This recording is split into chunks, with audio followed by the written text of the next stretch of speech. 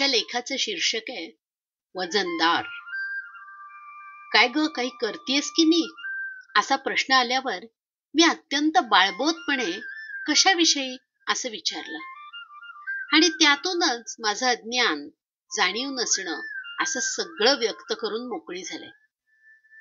लवकरच मला समजलं की गेल्या काही दिवसात माझं वजन जर असं म्हणजे 4-5 किलो वाढलंय आणि त्याची अनेकांना काळजी लागलीये. खरं सांगायचं तर आयुष्यात इतकं स्थिरस्थावर झाल्यावर संसाराची गाडी वाढलेल्या पॅसेंजर्सना घेऊन अशी छान वेगात धावायला लागल्यावर आपलं सुख वस्तू असणं असं अंगाखांद्यावर जरा मिरवलं तर कुठे बिघडलं.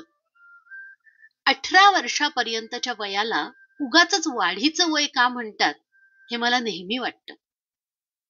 माणसाच्या ज्ञानाच्या कक्षा रुंदावणं आणि उंची वाढणं हेच काय ते तेव्हा घडतं. पण या जगात जगायला लागणाऱ्या गोष्टी म्हणजे नोकरी, बढती, अर्थार्जन, कुटुंब आणि समाजातलं स्थान, स्थैर्य या सगळ्यातली वाढ खरं तर नंतरच्या आयुष्यात होत असते. आणि मग या वयाला वाढीचं वय म्हणायला काय हरकत आहे? त्या अर्थानं मी खरं तर वाढीच्या वयातच होते तेव्हा. जरा भारदस्त दिसलं आणि आवाजात जरा जरब असली तर अनेक ठिकाणी फायदा होतो हे मला जाणवलं होतं आणि त्यामुळे माझं वाढलेलं वजन मी तसं स्वीकारलं होतं. हा भारदस्त आवाज तोही मोठ्या कष्टाने कमावला होता हो गेल्या काही दिवसात.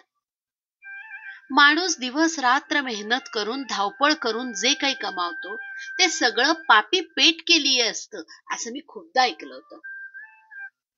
या पोटात अन्न जाण्याच्या मार्गात येणारी जीभ मेंदूवरती कधी ताबा मिळवते ते समजतच नाही. समोर आलेला चविष्ट पदार्थ अव्हेरून जीभ, मेंदू, मन या सगळ्या महत्वाच्या शरीर सहकार्यांना नाराज करणं मला मुळीच योग्य वाटत नाही. जीव जगवण्यासाठी आणि पोटासाठी खायचं तर ते उगाच उदर भरणं म्हणून न खाता ती एक आनंद प्रक्रिया व्हायला हवी, नाही का? ही आनंद प्रक्रिया मी अनुभवते आणि म्हणून मग जरा 4 घास मला जास्तच जातात इतकंच. खाल्लेल्या अन्नाला न जागता पाप्याचं पितर दिसणारे लोकही असतातच की. पण मी जरा अंगी लागेल इतकं व्यवस्थित आणि पौष्टिक खाते. भरपूर काम करायला शरीराला आणि मनाला लागणारी ताकद मला यातून मिळते. मग वाढले 4-5 किलो तर कुठे बिघडतं अशी मी मनाची समजूत घालून घेतली होती आणि त्यामुळे माझ्या वाढलेल्या वजनाचा मला अजिबात त्रास झाला नव्हता. कपडे उसवून घालताना किंवा 2 साईज मोठे खरेदी करताना मी अजिबात त्रास करून घेतला नव्हता. पण माझ्या वाढलेल्या वजनाचा परिणाम माझ्या आजूबाजूला मात्र बराच व्हायला लागला होता. अवतीभोवतीच्या मैत्रिणी आपापल्या व्यायाम करायच्या पद्धती, आहार नियंत्रणाविषयी माझ्यासमोर जरा जास्तच बोलायला लागल्या.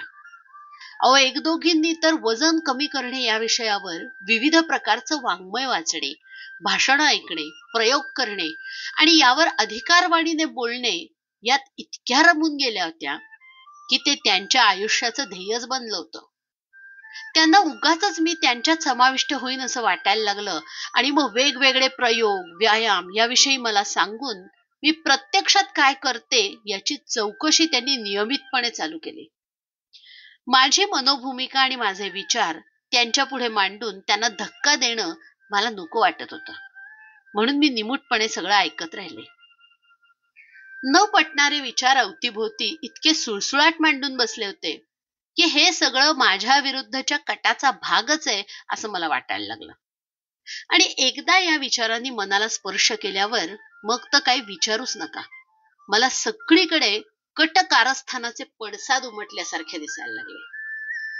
पेपर उघडला तर त्यात विविध व्यायामाची साधनं, औषधं यांच्या जाहिराती दिसायच्या. पेपरमध्ये येणाऱ्या पत्रकांमध्ये सुद्धा जिमच्या जाहिराती जास्त आहेत असं मला वाटायला लागलं.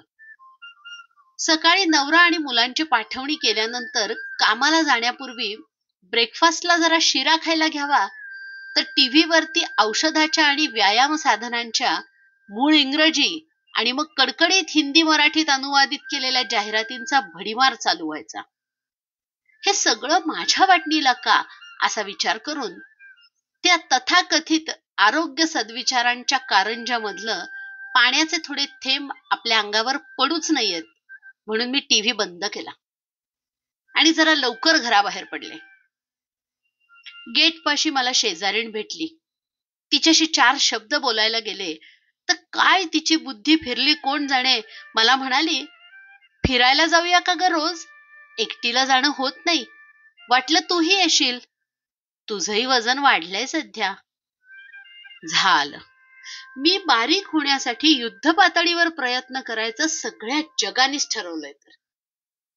आता मला एक गोष्ट मात्र जाणवायला लागलीय की चहूबाजूनी मिळणारं बारीक होण्याच्या प्रयत्नाचं ज्ञानामृत, प्रात्यक्षिक, यंत्र, औषधं या सगळ्याचा जो भडीमार होतोय त्यानंच मी नक्की काही किलो कमी होईन.